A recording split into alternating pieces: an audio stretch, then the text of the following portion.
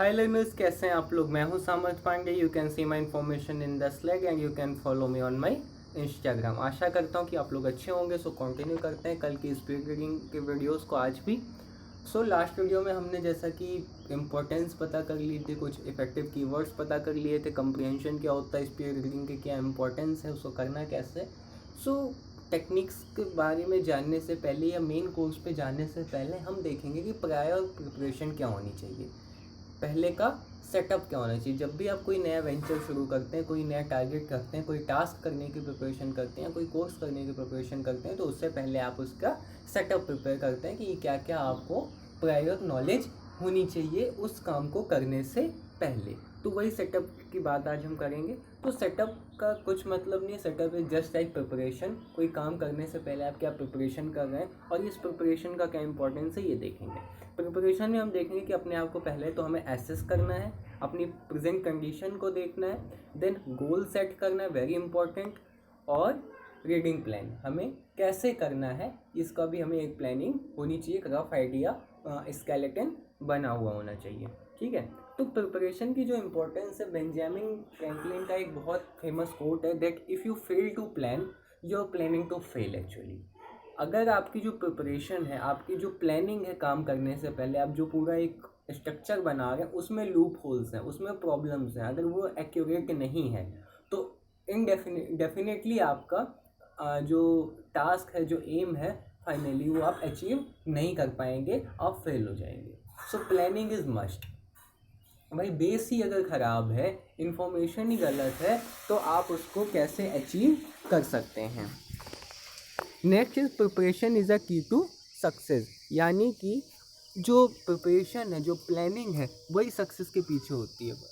Actually कुछ होता नहीं है। सक्सेस इज जस्ट लाइक आप जो इन्फॉर्मेशन आपके पास है, जो आपके पास नॉलेज है, उसको एक्यूरेट फॉर्म में वेल ऑर्डर्ड तरीके से अगर प्रेजेंट कर दिया जाए तो वही हमें यूज़फुल नॉलेज देती है, जिससे हमें सक्सेस मिल जाती है। तो प्रिपरेशन इज़ अ की टू सक्सेस। प्रिपरेशन से होता क्या है कि we are able to make most use of our time and resources. हमारे पास कई लोगों के पास बहुत ज़्यादा रिसोर्सेज है, कई लोगों के पास रिसोर्सेज कम है। दोनों ही कंडीशन में अगर आपके पास रिसोर्सेज ज़्यादा हैं तो उसको फिल्टर करना, उसमें से रेलेवेंट रिसोर्सेज निकालना, और आपके पास अगर रिसोर्सेज कम है तो उनका एक प्रॉपर यूज़ करना, उनको ऑप्टिमम यूज़ करना, उनका कंप्लीट यूज़ करना, और अपनी लिमिट टाइम में। भाई हर किसी के पास एक डेफिनेट टाइम है, लिमिटेड टाइम में, उसी में आपको ये करना है। तो proper time management, proper resource management, that is called the preparation. Assessment क्या है। जब भी हम किसी नए गोल में जाते हैं तो हमें सबसे पहले ज़रूरत होनी चाहिए असेसमेंट की। हम बात स्पीड रीडिंग की कर रहे हैं तो स्पीड रीडिंग पे ही चलते हैं कि अगर हमें अपनी रीडिंग को बढ़ाना है, हमें अपनी स्पीड, अपनी रीडिंग की कैपेसिटी को बढ़ाना है, अपनी टाइमिंग को कम करना है रीड करने में, तो सबसे पहले हमें ये देखना पड़ेगा कि हमारा असेसमेंट क्या है, हमारी अभी की सिचुएशन क्या है। हम जहाँ जाना चाहते हैं उससे पहले तो हमें ये पता होना चाहिए कि हम कहाँ खड़े हैं। मैं आपको एग्जांपल देता हूँ कि जो रनिंग की प्रिपरेशन करते हैं, जो रनिंग की तैयारी करते हैं, वो कैसे करते हैं एक्चुअली, वो भी बहुत ज़्यादा सेटअप करते हैं अपनी चीज़ों को, जो अच्छे प्रोफेशनल रनर्स होते हैं। लाइक सपोज़ किसी को स्टार्ट करना है, अभी उसकी कैपेसिटी है 100 मीटर, तो वो चेक करता है पहले, अपने साथ में स्पीडोमीटर रखता है, रिस्ट बैंड रखता है, या किसी को साथ में लेके चलता है, डिस्टेंस मैनेज करता है कि वो कितना अभी रन कर सकता है, अपनी कैपेसिटी को मेज़र करते हैं। फिर हम उस पर सेटअप करते हैं कि हमें कितना रन करना है। ठीक है। तो assessment is very important current situation. तो जिस प्रकार एक रनर जो है वो किसी स्पीडोमीटर के ज़रिए, किसी रिस्ट बैंड के ज़रिए, किसी डिजिटल मीटर के ज़रिए, या साथ में किसी को ले चलता है, वो मेज़र करता है डिस्टेंस, उस तरीके से अपनी कैपेसिटी को, अभी अपनी प्रेजेंट सिचुएशन को मैनेज करता है। तो वैसे ही हमें क्या करना है, हमारी अपनी जो कैपेसिटी है, जो अपना WPM है, वर्ड पर मिनट, और EWPM यानी इफेक्टिव वर्ड पर मिनट, इन दोनों को ही हमको एसेस करना है। एसेस करने के लिए ऑनलाइन बहुत सारे टूल्स अवेलेबल है, बहुत सारे ऐसे टेस्ट होते हैं जो वर्ड पर मिनट और EWPM यानी इफेक्टिव वर्ड पर मिनट को टेस्ट करने में हमारी हेल्प करते हैं। तो आप उनको देखो, आप उनको जाओ और उन पर टेस्ट करो अपनी स्पीड रीडिंग को, अपनी रीडिंग स्किल्स को, और फिर ये, और उसको नोट कर लो कि ये आज आपकी आपका स्कोर आया है, और फिर हम फ्यूचर में उसका एज अ रेफरेंस देखेंगे कि हम कितना आगे बढ़ें। एक्चुअली होता क्या है कि जब हम ऐसे बिना किसी बेस के, बिना किसी स्टार्टिंग पॉइंट के रीड करना शुरू कर देते हैं और 5-6 हफ्ते बाद जब हमारा मोटिवेशन लूज़ होने लगता है तो हमारे पास कोई डेटा नहीं होता टू सेटिस्फाई आवरसेल्फ कि हम यहाँ पे थे और यहाँ आए। और फिर आप क्या होता है कि आपका टाइम भी वेस्ट हो जाता है, आपके रिसोर्सेज भी वेस्ट होते हैं, आपका एफर्ट भी वेस्ट होता है और आपको कोई रिजल्ट भी नहीं मिलता और आप बीच में ही इस जर्नी को छोड़ देते हैं। तो आपको क्या करना है कि अभी आप जाओ, ऑनलाइन जाओ, इन टेस्ट को लो, वर्ड पर मिनट और इफेक्टिव वर्ड पर मिनट के, और उस स्कोर को नोट कर लो। और फिर टाइम टू टाइम हमें क्या करना है, उसको रिव्यू करते रहना है कि इस टाइम से इस टाइम के बीच में हमने कितना इंक्रीज़ किया। Next part is goal setting. Goal is must important. आप रनिंग के लिए आप कुछ एम करके चलते हो ना कि हमें इतना क्रॉस करना है, ये बेंचमार्क क्रॉस करना है। सपोज़ जो किसी पर्सनल सर्विस, किसी डिफेंस सर्विस की प्रिपरेशन करते हैं तो एक क्राइटेरिया होता है कि इतने किलोमीटर रन करना है, इतने टाइम में रन करना है, तो वो पहले से वो गोल सेट करके रखते हैं। वही काम हमको भी करना है। फॉर एग्जांपल एक रनर जो होता है वो 1 किलोमीटर का गोल रखता है एक फॉरवर्ड में रन करने के लिए, जो भी वो टाइम लिमिट सेट करता है वही हमको भी करना है। और अगर गोल नहीं होगा, अगर हमें यही नहीं पता होगा कि हमें जाना कहाँ है, तो हम कहीं नहीं पहुँचेंगे और कितना भी चल ले। तो ये भी, अगर आप गोल नहीं होता है आपके पास, तो ये आपको देखो 2 तरीके के गोल्स होते हैं। एक तो फाइनल गोल आपको सेट करना है और एक आपको माइलस्टोन सेट करने हैं छोटे छोटे। ये स्मॉल माइलस्टोन्स आपके लिए एज अ मोटिवेशन काम करते हैं। और सिर्फ स्पीड रीडिंग में ही नहीं, अगर आप प्रिपरेशन, आप एजुकेशन लाइन के हर फॉर्म में जाएँ तो ये आपको स्ट्रक्चर बनाना चाहिए कि आपका फाइनल माइलस्टोन होना चाहिए, फाइनल गोल होना चाहिए, और फिर हमें जो छोटे छोटे माइलस्टोन्स को सेटअप करना चाहिए। उससे होता क्या है कि जब आप उन माइलस्टोन्स को अचीव करते हैं तो ये आपको मोटिवेशन देते हैं, आपको बूस्ट देते हैं आगे बढ़ने के लिए। ठीक है, तो आपको गोल सेटअप करना है। और गोल कैसे सेटअप करना है, सी जो मैं ये पूरी सीरीज़ लेके चल रहा हूँ स्पीड रीडिंग की, इसमें मेरा फाइनल एम ये है कि आप लोगों की जो स्पीड रीडिंग है उसको 300% इंक्रीज़ कर दिया जाए।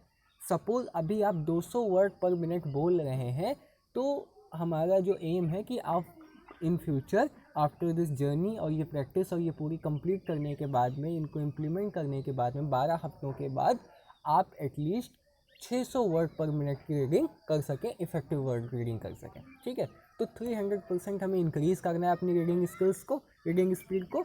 लेकिन हम अभी क्या करेंगे, सपोज आप अभी 200 वर्ड रीड कर रहे हो, 200 वर्ड पर मिनट, इफेक्टिव वर्ड पर मिनट रीड कर रहे हो, और आप जनरली कहते हो कि मैं एक हफ्ते में 1000 वर्ड्स पढ़ूंगा। क्या होगा? सब कुछ नहीं होगा, आप कहीं नहीं पहुंचोगे और आपका होगा नहीं, और फिर आप मोटिवेशन लूज़ कर दोगे। और ये प्रैक्टिकल भी नहीं है।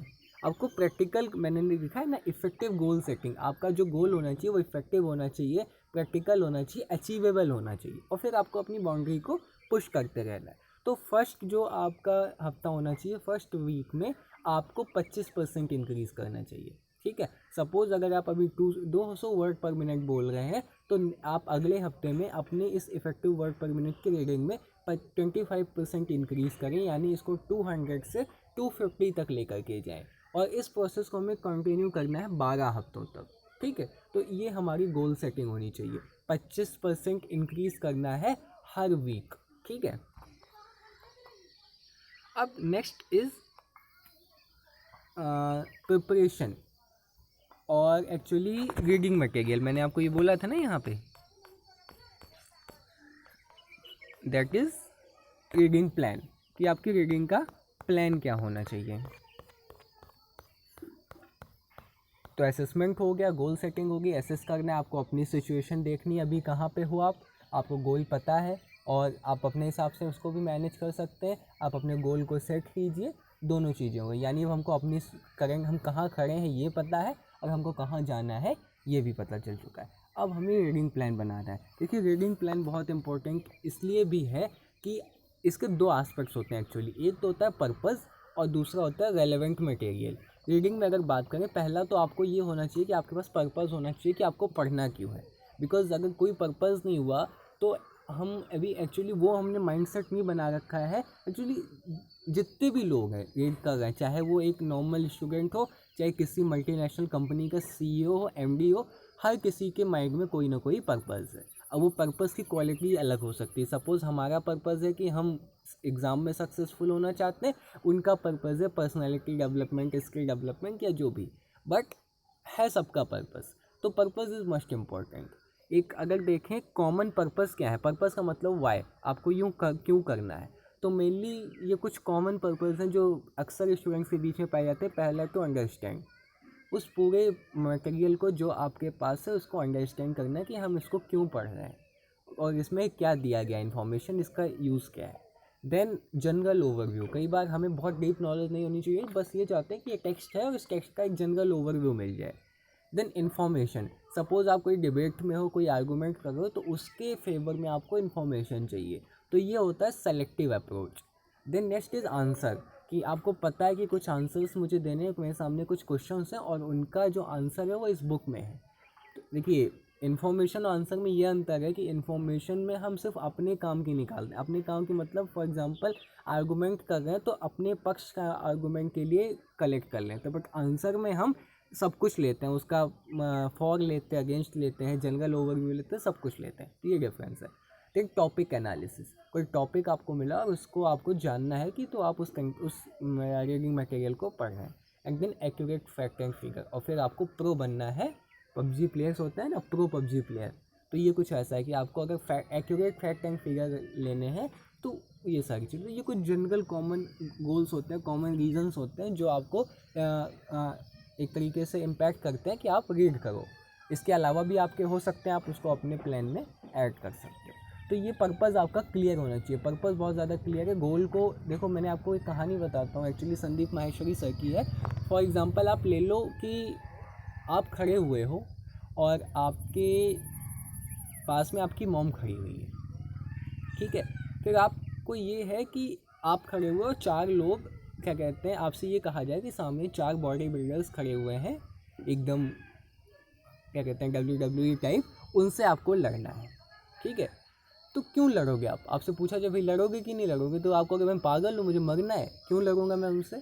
तो क्या है, आपको बता दिया गया कि ये आपका गोल है कि आपको उनसे लड़ना है, बट आपके पास क्या नहीं है, पर्पज़ नहीं है। पर्पज़ मतलब कि एनर्जी इन मोशन। ये जब पर्पज़ नहीं होता है तब आपको क्या होता है, पर्पज़ नहीं होता, इमोशन नहीं होता, तो फिर आप गोल की तरफ अट्रैक्ट नहीं होते हो। क्यों लड़ोगे आप उन लोगों से अगर आपके पास कोई पर्पज़ नहीं।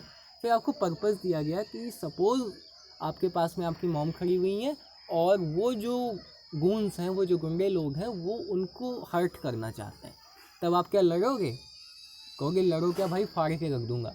तो ये वो कुछ तरीके का है। आपको क्या है, इमोशन आया, इमोशन से क्या हुआ, energy in motion equal to emotion, और इमोशन से क्या जनरेट हुआ, पर्पज़, और पर्पज़ ने आपको क्या कर दिया, बूस्ट कर दिया टू अचीव योर गोल।